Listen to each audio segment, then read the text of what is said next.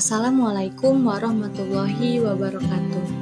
Halo semuanya, perkenalkan saya Noni Larustin Fitria dengan NIM 1001138202514 dari Prodi Ilmu Kesehatan Masyarakat kelas IKMA.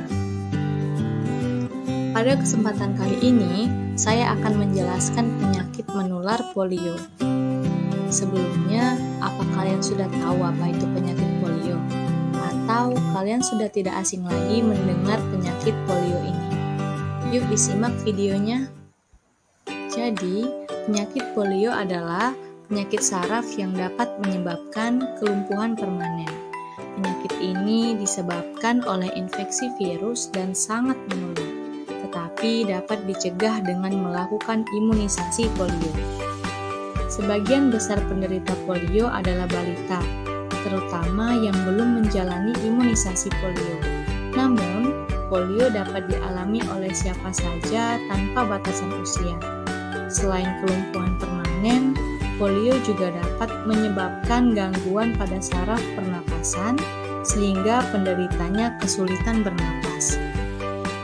Selanjutnya, ada penyebab penyakit polio.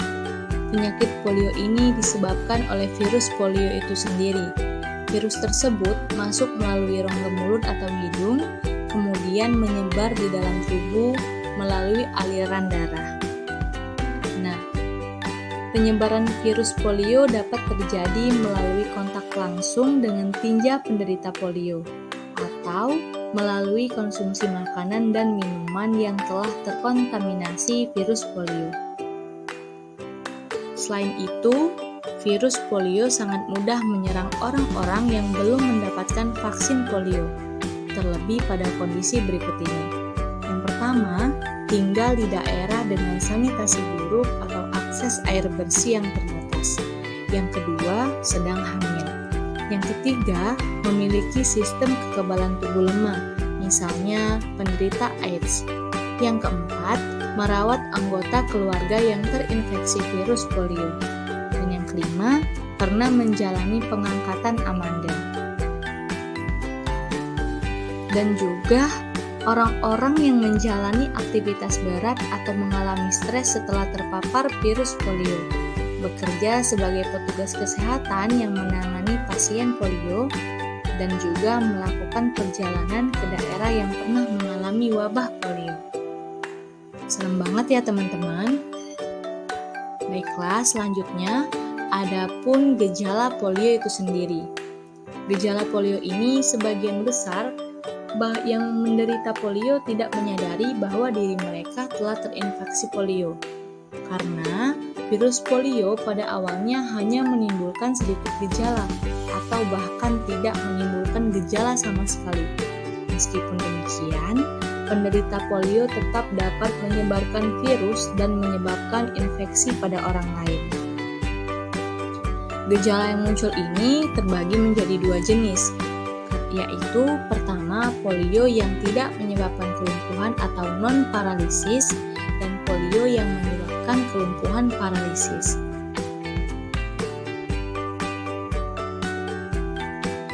Berikut ini gejala kedua jenis polio tersebut. Yang pertama, ada polio non-paralisis. Polio non-paralisis adalah jenis polio yang tidak dapat menyebabkan kelumpuhan.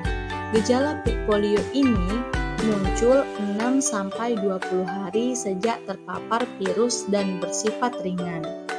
Gejala berlangsung selama 1-10 hari dan akan menghilang dengan sendirinya. Gejala itu sendiri meliputi demam, sakit kepala, radang tenggorokan, muntah, otot terasa lemah, kaku di bagian leher dan punggung, serta nyeri dan mati rasa di bagian lengan dan tungkai. Yang kedua, ada polio paralisis. Polio paralisis adalah jenis polio yang berbahaya karena dapat menyebabkan kelumpuhan saraf tulang belakang dan otak secara permanen. Gejala awal polio paralisis serupa dengan non-paralisis, namun Dalam waktu 1 minggu akan muncul beberapa gejala seperti hilangnya refleks tubuh, ketegangan otot yang terasa nyeri, dan yang terakhir tungkai atau lengan terasa lemah. Tapi jangan sedih dulu nih teman-teman, karena polio ini sudah pasti ada pengobatannya. Pada pengobatan polio ini, dokter akan menganjurkan pasien untuk memperbanyak istirahat dan memperbanyak konsumsi cairan untuk meredakan gejala yang muncul. Pengobatan bertujuan untuk meredakan gejala, mempercepat proses penyembuhan, dan mencegah komplikasi. Adapun obat-obatan yang umumnya digunakan, ada 3 jenis nih teman-teman. Yang pertama ada obat pereda nyeri. Obat pereda nyeri ini contohnya yaitu ibuprofen. Nah, obat ini digunakan untuk meredakan nyeri, sakit kepala, dan demam. Yang kedua, ada obat antibiotik.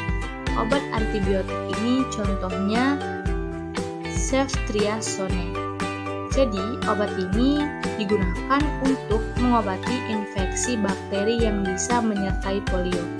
Misalnya infeksi saluran kemih. Dan yang terakhir, ada obat pelemas otot. Contoh obat ini adalah tolterodin dan skopalamin. Obat ini digunakan untuk meredakan ketegangan pada otot. Selain pemberian obat, kompres hangat juga dapat digunakan untuk meredakan ketegangan otot. Selanjutnya, ada komplikasi pada penyakit polio. Polio paralisis dapat menyebabkan sejumlah komplikasi seperti kecacatan, kelainan bentuk tungkai dan pinggul, serta kelumpuhan baik sementara atau permanen. Tapi teman-teman, daripada kita mengobati, lebih baik kita mencegah. Berikut ada penjelasan tentang pencegahan penyakit polio itu sendiri. Pada pencegahan polio ini dapat dilakukan dengan melakukan imunisasi polio. Vaksin polio mampu memberikan kekebalan terhadap penyakit polio dan aman diberikan kepada orang dengan sistem kekebalan tubuh yang lemah. Ada 2 bentuk vaksin polio, yaitu suntik dan obat tetes mulut. Polio dalam bentuk obat tetes mulut diberikan kepada bayi sesaat setelah lahir. Selanjutnya, vaksin polio akan diberikan sebanyak 4 dosis, baik dalam bentuk suntik atau obat tetes mulut.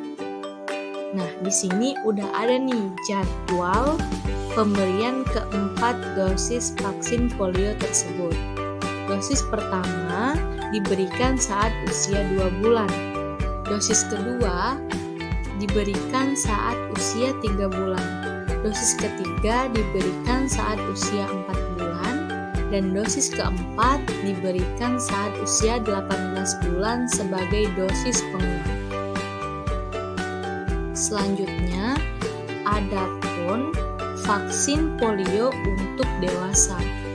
Vaksin polio diberikan kepada orang yang belum pernah melakukan vaksinasi polio. Vaksin polio untuk dewasa diberikan dalam bentuk suntik yang terbagi menjadi 3 dosis. Dosis pertama dapat diberikan kapan saja. Dosis kedua diberikan dengan jeda waktu 1-2 bulan. Dan dosis yang ketiga diberikan dengan jeda waktu 6-12 bulan setelah dosis kedua.